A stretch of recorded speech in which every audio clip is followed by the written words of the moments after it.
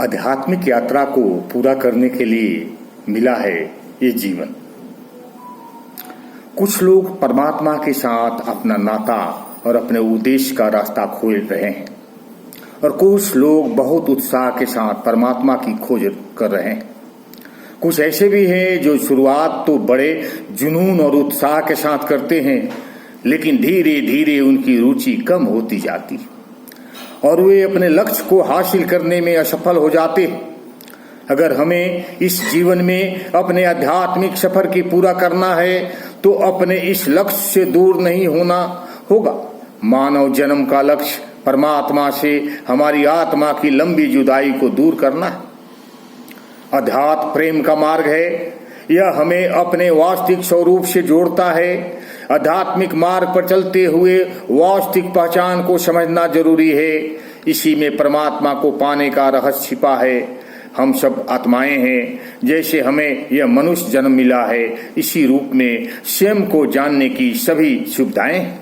यह आत्मा को परमात्मा का प्रेम का अनुभव करने और परमात्मा के पास लौटकर अपनी लंबी यात्रा को पूरा करने का मौका है। अभी हम सब इंद्रियों के स्तर पर जी रहे हैं और सिर्फ वही अनुभव कर रहे हैं जो जड़ पदार्थ से बना।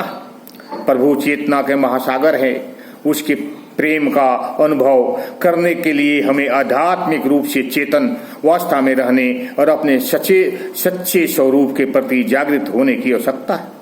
सच्चे स्वरूप में आने का मतलब है बाहरी दुनिया के भ्रम में न उलझे, बल्कि मन के द्वार से अपने भीतर झांकना शुरू कर दे। जब हम परमात्मा से संवाद करते हैं तब किसी और चीज की आवश्यकता नहीं होनी चाहिए। ध्यान अभ्यास ही परमात्मा से जुड़ने का साधन है। प्रार्थना और ध्यान अभ्यास में एकाग्रचित होकर बैठना चाहिए। अपने आसपास किसी और चीज पर ध्यान नहीं देना चाहिए। अपने शरीर, अपने विचारों पर ध्यान नहीं देना है। अपने आंतरिक द्वार पर नजरें जमाकर प्यार भरे भक्ति भाव से जो अनुभव मिले उसे स्वीकार करना चाहिए। आध्यात्मिक पथ का सफलता प्राप्त करने का यही तरीका।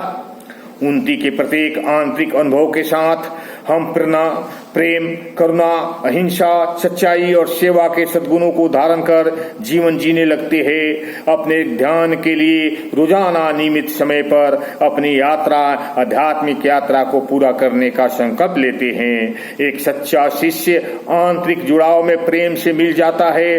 जैसे दूध चीनी आपस में घुल जाते हैं, इसी से दूसरे के साथ हमारे व्यवहार में मिठास, शांति और सद्भाव आता है।